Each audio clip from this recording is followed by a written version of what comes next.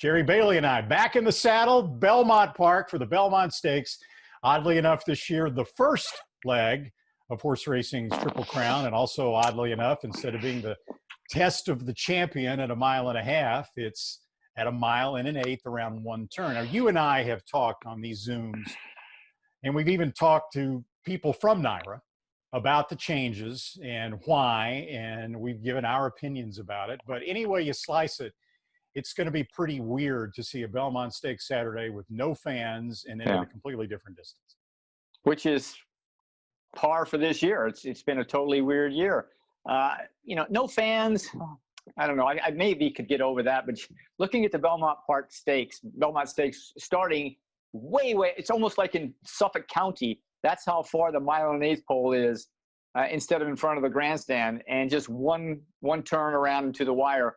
That's kind of strange for me. It's not the test of stamina anymore, but it's still a huge race, and it's got a huge star in Tiz the Law. He's, the leading 3-year-old in the country, and in my opinion, he has been since January, since he made his first start in the Holy Bull. And one of the reasons I like him so much, Randy, is he's learned his lessons. We all know that 2-year-olds, when they turn 3, some of them learn, some of them grow, just like kids in high school. Some of them get better, some don't.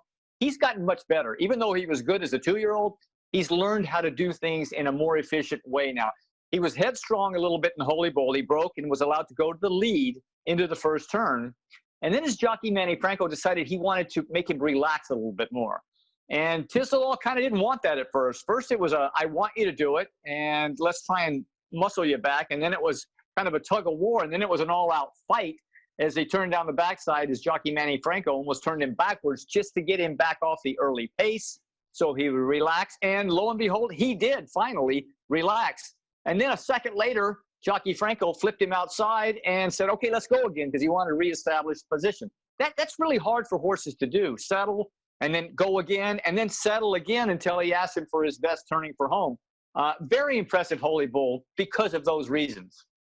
Now, I've seen it a million times as a handicapper. You've seen it just as many times on horses' backs, although I don't think you really got into that many tug-of-wars with horses like that. But it sometimes just seems to affect a horse mentally more than anything else. It's like they almost throw their hands up and say, I don't know what you want me to do, so right. I'm checking out. And they don't run their race. But he overcame all that. And is a young horse to boot.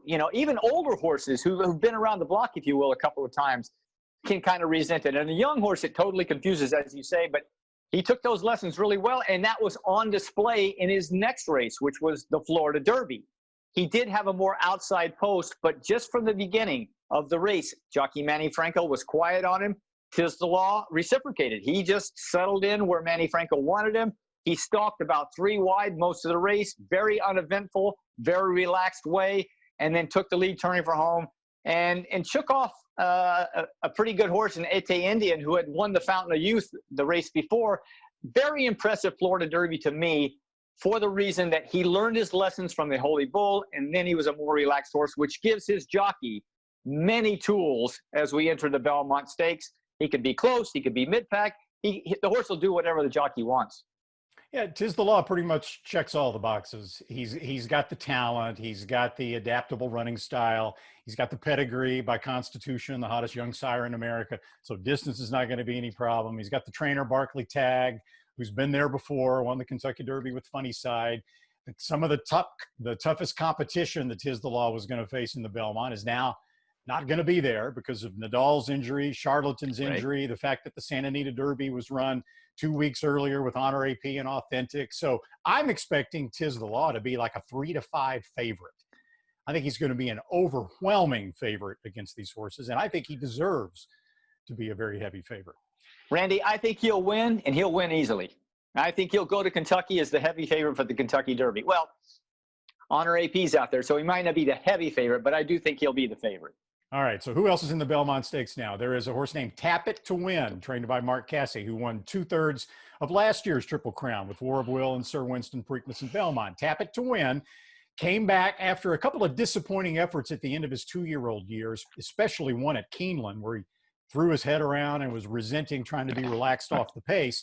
Then he came back and was injured at Churchill in his next start. Gulfstream Park, an allowance race, was his debut as a 3-year-old. He won it, but this was the race at Belmont where he really showed that the horse could have some special talent. It was a 1.16 allowance race. He broke pretty well. Then he showed a lot of early speed down the backside to control the pace and just literally ran a hole in the wind. A 1.16 in 1:39 and change. The speed figures for that race were so off the charts that the speed figure makers actually didn't believe him and had to kind of dial the figure back a little bit. And more importantly, it convinced Cassie to bring Tap It to Win back on just 16 days rest to run in the Belmont Stakes at 1.125. The post position, though, Jerry, didn't do him any favors. Right. Well, okay, so unlike Tiz the Law, Tap It to Win didn't learn any lessons. He wants to be up close, and he's not going to take anything else. And so they let him do that, which is fine. And he just showed that in his last allowance race. However, there's some speed in the Belmont Stakes. A horse called 4 Left came in there. And since Tap It to Win has drawn the one post, we know he likes to be up there, and he resents being slowed down too much early in the race. He's going to be on the lead, and it's just a matter of how fast 4 Left and maybe even a horse like Pneumatic or Dr. Post or even Tiz the Law make him go early, and that will dictate how good of a chance he has to be around in the race late. So, yeah, he's talented. The negative is he's coming back quick, but that doesn't concern me as much as the one dimension that he has being speed only. And having said all this, if somehow 4 Left doesn't break, other speed doesn't really materialize, and Tap It to Win is allowed to control the early pace at a reasonable tempo, he could at least give Tiz the Law a little bit of a tussle. But therein comes the tools of Tiz the Law. He does have enough speed, and if his jockey Manny Franco sees that, surely he'll seize early enough to be lapped on to Tap It to Win. So that's the difference, all these tools and being able to relax even if you have speed come into play for Tiz the Law. Now, a horse that did get a post position that they wanted was Pneumatic, trained by Steve Asmussen, who drew post 10 in the 10-horse field. He's coming off a 3rd-place finish in the Matt win at Churchill Downs, and I know you liked that effort for a couple of reasons. I did, because one of the horses that was going to run in the Belmont a couple of weeks ago was a horse named Maxfield. Very, very impressive horse. He was 3 for 3. He won the Matt win. I liked him a lot. He would have been a second choice, very close second choice to Tiz the Law in the Belmont Stakes had he not chosen to go a different direction and then subsequently was injured. Pneumatic took all the heat in the Matt win. He broke from the inside. He was pressured from the outside. He hung in there all the way, moved up, shook off the horse that pressured him, and then it looked like in the middle of the stretch had a chance until Maxfield, the talented Maxfield, came and beat him, but he hung in there really well. Now he has an outside post, and horses typically can get a breather, can relax a little bit more when racing outside their competition versus the way he was in the Matt win inside the competition. So he has a chance to do kind of whatever his jockey Ricardo Santana Jr. wants him to do. If he wants to be a little closer, he can use a little bit of Pneumatic's somewhat speed. If not, he can sit back and let the others duke it out early. He's got his options, and I think he's improving. Yeah, I certainly don't expect him to be as close to the pace in the Belmont Stakes as he was in the Matt win. Post position number 1 kind of forced their hand there a little bit. The pace wasn't fast in the Matt win. It'll be substantially faster, we think, in the Belmont Stakes. And the outside post position, like you say, will make him have a little less of a sense of urgency at the start to try to get a forward position. He's shown at Oaklawn Park he could settle from back off the pace. Maybe not always willingly, at least not at Oaklawn in that one race that he won, race before last. But he is a talented horse, and he's got the right trainer. All right, the other horse let's talk about is Sole Volante, trained by Patrick Biancone. Sole Volante first sort of burst onto the national scene and really first into our consciousness when he won the Sam Davis against a horse named Independence Hall, who at that time was regarded as one of the leading 3-year-olds in the country. He just really mowed down Independence Hall in the last 1/8 of a mile, came from way back in the pack. Subsequently, they brought him back to Tampa Bay Downs for the Tampa Bay Derby. Again, he was well back early, saved ground, got through inside, was a non-threatening second behind King Guillermo. But again, Sole Volante ran a decent race. Then he had a little bit of a break, and he came back just last Wednesday in a 1-mile allowance race at Gulfstream. He won not much urging. He did have a good pace set up in there as well, but it was a nice tune-up race for the Belmont Stakes. And Jerry, this is another horse now, just like Tap It to Win, who's coming into Saturday's race with very little rest. And he has to travel from Florida. So that's a couple of things against Stolivante. So let's unpack this a little bit. We compare horses a lot of times on who they ran against. And so when you said he mowed down Independence Hall, I thought so too. But now looking back at it, Independence Hall, I think, is distance limited. So I think Independence Hall was stopping a little bit, and Stolivante just kind of ran past a tiring horse. Agreed. Okay. And the evidence of that was he came back and was a non-threatening, as you say, second in the Tampa Bay Derby. He's shown that he has talent, but I don't know, too many things to me against him. Wheeling back in, God, less time, what, a week? Is it going to be a week? A week and a couple of days. Yeah, 10 days maybe. And then traveling. He's drawn inside.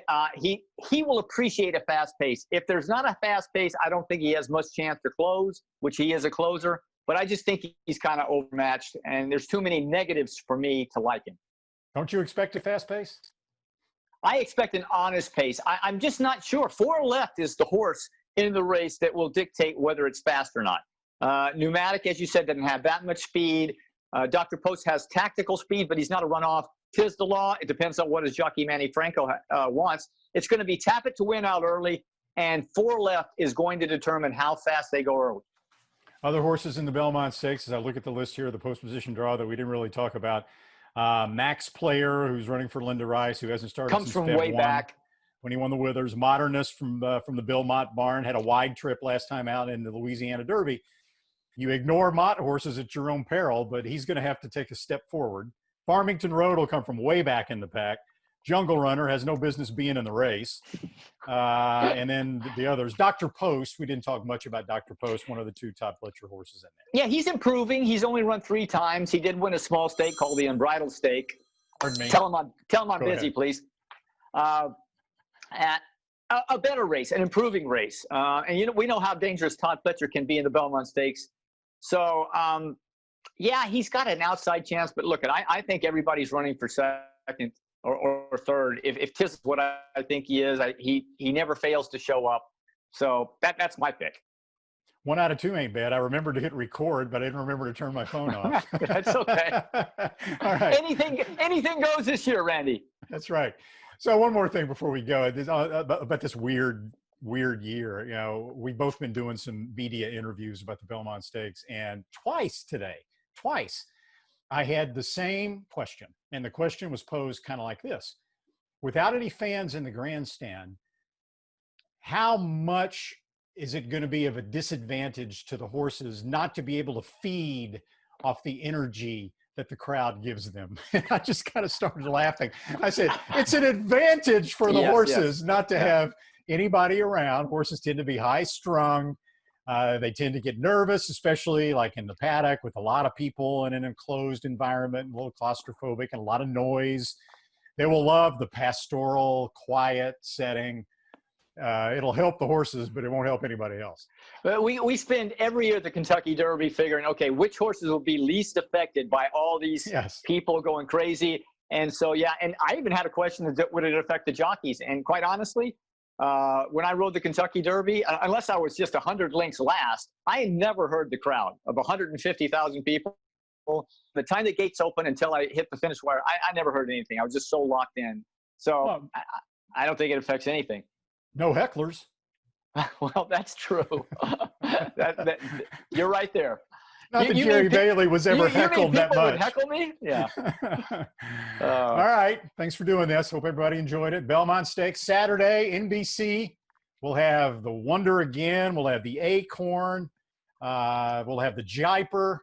We got a lot on the plate for you guys, and I hope you have a good time watching it. All right. Safe travels, Randy. As you know, I'm doing it from home. You're going to be traveling to the studio, but everybody out there, be careful and be well. We'll see you Saturday.